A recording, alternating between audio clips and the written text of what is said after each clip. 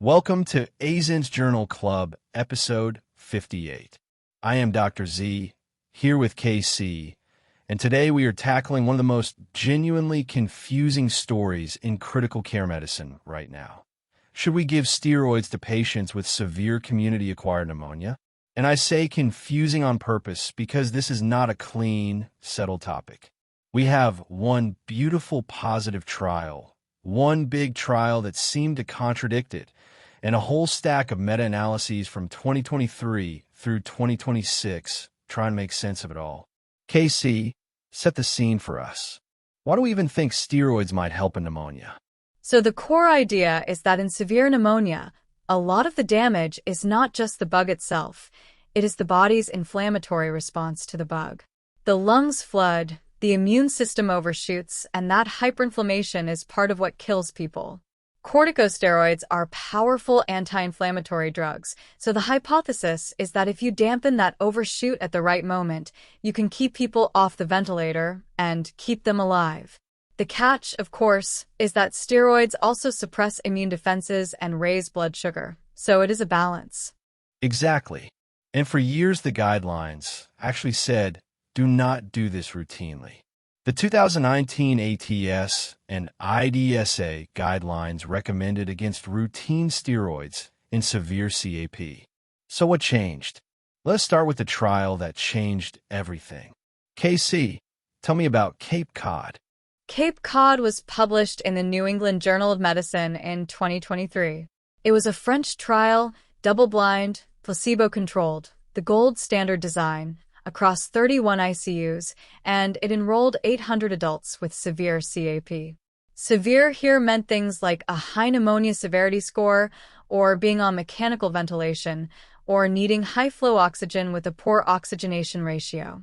The intervention was hydrocortisone, 200 milligrams a day, started early, within 24 hours, and continued for 4 days, and then tapered based on how the patient was doing. And here's the part that made everyone sit up. The primary endpoint was 28-day mortality. In the placebo group, 11.9% of patients died. In the hydrocortisone group, 6.2%. So mortality was essentially cut roughly in half, an absolute reduction of about 5.6%, and that was statistically significant. KC, what about the secondary outcomes? Because those matter to us on the wards too. They moved in the same direction, which is reassuring. Intubation by day 28 dropped from about 29.5% to 18%. Starting vasopressors dropped from 25% down to about 15%. And 90-day mortality stayed lower too. The main price was glucose. The hydrocortisone patients needed more insulin, which is exactly what you would expect. But importantly, there was no significant increase in hospital-acquired infections or gastrointestinal bleeding. So a clean, well-designed, positive trial. But I always tell residents to read the fine print, because that is where the honesty lives. 2 things to flag about CAPE COD. First, they deliberately excluded patients who had influenza, and they excluded patients already in septic shock at enrollment. So this result applies to a specific population. Second, the trial was stopped early, partly because of the COVID pandemic interrupting recruitment, and the total number of deaths was small, only 72. The fragility index was about 6, meaning if just 6 patients had died differently, the result could have lost significance. So strong signal, yes, but not bulletproof. And there was an older trial that pointed the other way, right? ESCAPE. Right. And ESCAPE is the perfect teaching example of why the details matter. ESCAPE, published in 2022, was a Veterans Affairs trial in the United States. It was negative, no mortality benefit. So people will say, see, the evidence conflicts. But look closer. ESCAPE used methylprednisolone, a different steroid, not hydrocortisone. It enrolled a population that was about 96% male.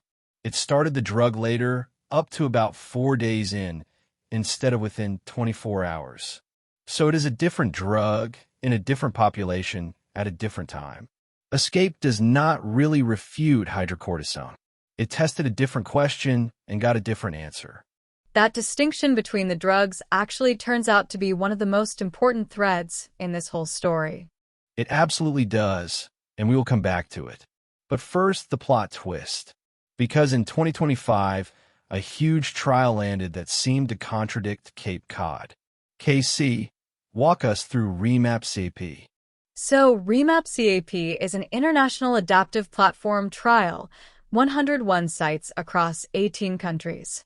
Its corticosteroid domain looked at hydrocortisone, the same drug and same 200 milligram daily dose as CAPE COD in severe CAP. And the headline result was the opposite direction. 90-day mortality was 15% in the hydrocortisone arm versus 9.8% in the control arm. The adjusted odds ratio was about 1.56, suggesting possible harm, and the trial stopped for futility. So on the surface, this looks like a refutation. A bigger, international trial, same drug, and the mortality went the wrong way. But this is exactly where you have to resist the headline and actually interrogate the methods. And REMAP-CAP has some serious issues. KC, what jumps out at you? The biggest one for me is that it was open label. There was no placebo. Everyone knew who was getting hydrocortisone, which can change how aggressively clinicians manage the other arm. On top of that, there was a data coding error that threw off the randomization, so the groups ended up badly unbalanced, about 536 in the hydrocortisone arm versus only 122 controls, more than 4-to-1. And about 23% of the control patients got steroids anyway, which muddies the comparison. And there's more. The hydrocortisone patients were older and had worse oxygenation at baseline, so they were sicker to begin with. And critically, REMAP-CAP included influenza patients, about 8%, exactly the group CAPE COD excluded, because we have reason to think steroids may be harmful in viral pneumonia. So this is not a clean refutation. It is a messy, complicated, neutral to negative result with real methodological problems. The key phrase I want residents to hold on to is this: stopping for futility is not the same as proving harm. Futility means the trial could not show a large benefit. It does not mean steroids kill people. So how do we reconcile a clean positive trial and a messy negative one? That is where the meta-analyses come in. Right, and this is where the story actually gets sophisticated and useful. Several groups pooled all the trials. Let me give you the honest, full picture because there is nuance here we should not paper over. A Bayesian meta-analysis by Lee and colleagues in 2025 took 12 randomized trials of severe CAP, and this is the important part. It included REMAP-CAP. The pooled odds ratio for mortality was 0.66, with a 99.4% posterior probability of benefit. In other words, even after you throw the messy REMAP-CAP result into the pot, the totality still strongly favors steroids in severe CAP. But not every analysis agrees, correct? Correct. And I want us to be intellectually honest about that. There is another analysis by L. Garib and colleagues that pooled 18 trials, including REMAP-CAP, and found the mortality benefit was no longer statistically significant, a relative risk around 0.84, with a confidence interval that crossed 1. So depending on which trials you include and how you weight them, the mortality signal ranges from strongly positive to borderline. That is the honest state of the field. What is much more consistent is the ventilation outcome. That is the part that seems rock solid across everything. It really is. The reduction in the need for mechanical ventilation shows up in essentially every analysis, including the ones done after REMAP-CAP. The largest synthesis by Petra and colleagues in 2025, with 30 trials and more than 7,000 patients, rated the mechanical ventilation benefit as high certainty, a relative risk around 0.63. So even the skeptics agree, steroids keep people off the ventilator. The debate is really about whether that translates into a clear mortality win. And then there is the drug-specific signal you promised we would come back to. Yes, and this is, I think, the single most clinically useful insight. When you do a network meta-analysis, comparing the different steroids against each other, hydrocortisone consistently comes out on top. Hydrocortisone shows a clear mortality signal. Methylprednisolone and prednisolone do not, at least not consistently. So when someone says the evidence on steroids and pneumonia is mixed, part of the reason is that people are lumping different drugs together. The cleanest evidence is specifically for hydrocortisone. There is even a plausible mechanism. Hydrocortisone has mineralocorticoid activity that helps support blood pressure and septic physiology, which methylprednisolone largely lacks. So the lesson is, do not say steroids work or steroids do not work. Say hydrocortisone in the right patient early has the most consistent benefit. Precisely. And there is one more layer that I find fascinating, the question of which patient. The SMIT individual patient data meta-analysis in Lancet Respiratory Medicine did something clever. They used a data-driven method across many candidate variables: age, severity score, ICU status, ventilation, kidney function, to ask what actually predicts who benefits.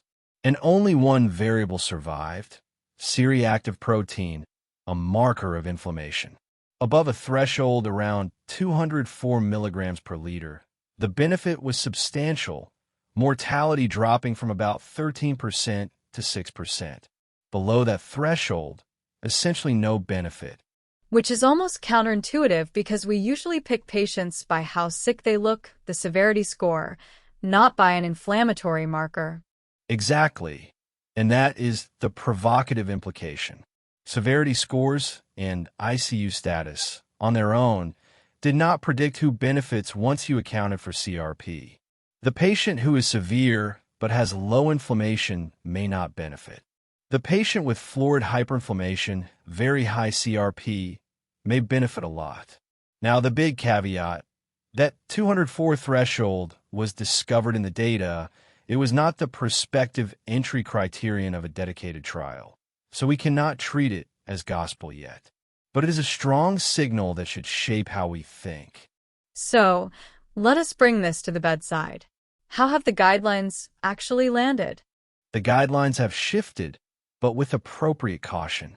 The Society of Critical Care Medicine, in its 2024 update, made a strong recommendation for steroids in severe bacterial CAP.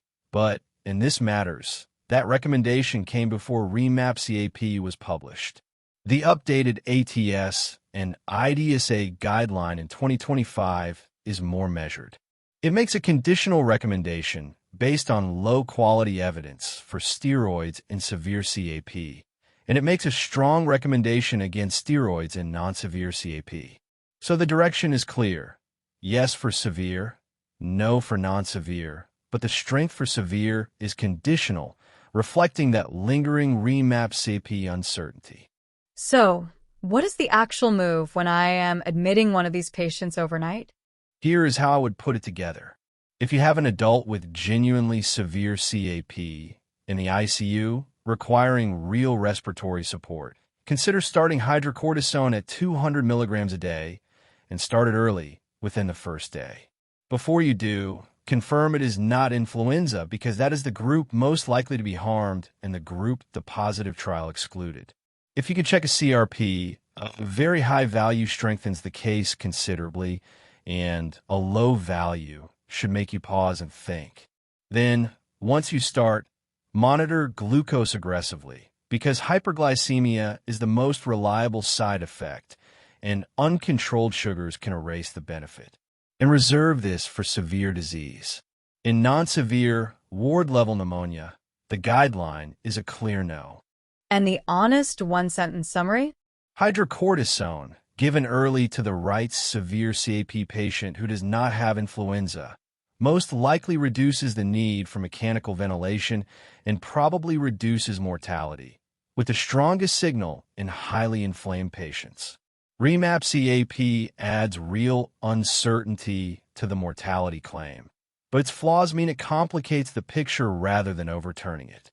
Do not oversell it as a cure-all. Do not dismiss it because of one messy trial, and do not give it for mild pneumonia. As always, check the current guideline and individualize. Thanks, KC. We will see everyone next time on ASIN's Journal Club.